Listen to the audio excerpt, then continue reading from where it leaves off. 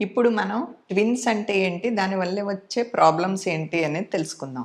Twins అంటే pregnancy టైంలో ఒక్క బేబీ కన్నా ఎక్కువ బేబీస్ సపోజ్ 2 అయితే ట్విన్స్, 3 అయితే ట్రిప్లెట్స్ అలా ఒక బేబీ కన్నా ఎక్కువ తయారైతే గనక దాన్ని ట్విన్ ప్రెగ్నెన్సీ అంటాం. కవల పిల్లలం అంటాం తెలుగులో. అది దీనివల్ల యూజువల్‌గా కొన్ని ప్రాబ్లమ్స్ వస్తూ ఉంటాయి.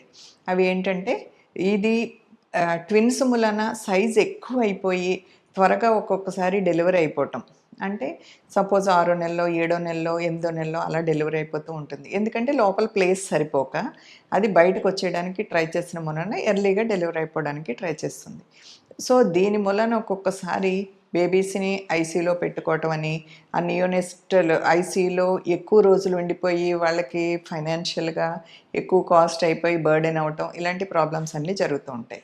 ఇంకొకటేంటంటే ఈ ఈ వెయిట్ ఎక్కువ ఇద్దరు బేబీస్ మూలన వెయిట్ ఎక్కువైపోయి ఒక్కొక్కసారి అది ఉమ్మనీరు బ్యాగ్ త్వరగా రప్చర్ అయిపోయి ఉమ్మనీరు బయటకొచ్చేస్తుంది. అలాంటప్పుడు కూడా ఒక్కొక్కసారి డెలివరీ చేయాల్సొస్తుంది ఎర్లీగా. అండ్ ఈ 2 ఉన్న మూలన ఈ స్ట్రెస్‌కి మదర్ మీద ఎక్కువ స్ట్రెస్ అయ్యి సో, దాని మూలన ఎక్కువ బీపీలు రావటం అని ప్రీ ఎక్లాంప్సియా బీపీలు రావటం, షుగర్స్ రావటం ప్రెగ్నెన్సీలో దానివల్ల వచ్చే ప్రాబ్లమ్స్ ఇవన్నీ కూడా వస్తూ ఉంటాయి. అండ్ ఇంకొకటి ఏంటంటే ఇది యూజువల్‌గా ఒక్కొక్కసారి ఫ్యామిలీస్‌లో రన్ అవుతూ ఉంటుంది. వాళ్ళకి మదర్ సైడ్ ఎవరికైనా ట్విన్స్ ఉంటే కనుక వాళ్ళకి రావడానికి అవకాశం ఎక్కువ ఉంటుంది.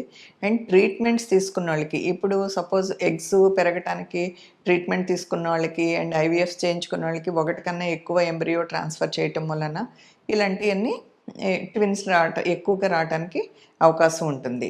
బట్ అలా అని ట్విన్స్ వచ్చినంత మాత్రాన భయపడిపోయి కంగారు పడిపోవాల్సిన అవసరం లేదు. చాలా వరకు మనం రెస్ట్ తీసుకొని బట్ వీళ్ళకి మాత్రం కొంచెం రెస్ట్ అవసరము. రెస్ట్ తీసుకొని డాక్టర్ చెప్పినట్టు అన్ని ప్రాబ్లమ్స్ ఏమన్నా ఉంటే ఇలాంటి బీపీలు, షుగర్లు ఇలాంటివన్నీ ఉంటే గనక ముందుగానే తెలుసుకొని దానికి మందులు వాడి ఫ్రీక్వెంట్‌గా చెకప్స్‌కెళ్ళి ఇలాంటివన్నీ తీసుకుంటే గనక బట్ యూజువల్‌గా ఒక్కొక్కసారి 9 మంత్స్ వెళ్ళిపోయి నార్మల్‌గా 37 వీక్స్‌కే డెలివరీ అవుతుంది. సో, అలాంటప్పుడు ఏమీ ప్రాబ్లమ్స్ ఏమి ఉండవు. బట్ ట్విన్స్ అయినంత మాత్రాన సిజేరియన్‌లు అవుతాయి అనేది చెప్పడానికి అవ్వదు. ఫస్ట్ బేబీ ట్విన్‌లో ఫస్ట్ ఉన్న బేబీ కనుక పొజిషన్ నార్మల్‌గా ఉండి తల కిందకి ఉంటే గనక అది నార్మల్ డెలివరీకి కూడా అవకాశాలు ఎక్కువ ఉంటాయి. బట్ ఫస్ట్ బేబీ మాత్రం రివర్స్‌లో ఉండి ఎదురు కాళ్ళతో అంటారు కదా! అలా ఉంటే మాత్రం సిజేరియన్నే చేస్తాము. ఎందుకంటే 2 హెడ్స్ మళ్ళీ లాక్ అయిపోతాయి ఫస్ట్ బేబీ డెలివరీ అయిన తర్వాత. సో, ఒకవేళ అడ్డంగా ఉన్నా ఇలాంటివన్నీ సిజేరియన్‌లు అవుతాయి. అండ్ ఇంకొకటి ఏంటంటే డెలివరీ అయిన తర్వాత నార్మల్‌గానే వాళ్ళు నెలలు నిండిన తర్వాత పుడితే కనుక నార్మల్‌గానే ఉంటుంది. అండ్ నెలలు కొంచెం తక్కువైనా కూడా కొంచెం ఐసీయూ కేర్ తర్వాత నార్మల్‌గానే మెయింటైన్ చేసుకోవచ్చు. బట్ మదర్‌కి మాత్రం కొంచెం రెస్ట్ అవసరం అవుతుంది. ఎందుకంటే ఇద్దరు బేబీస్‌ని మేనేజ్ చేసుకోవాలి కాబట్టి.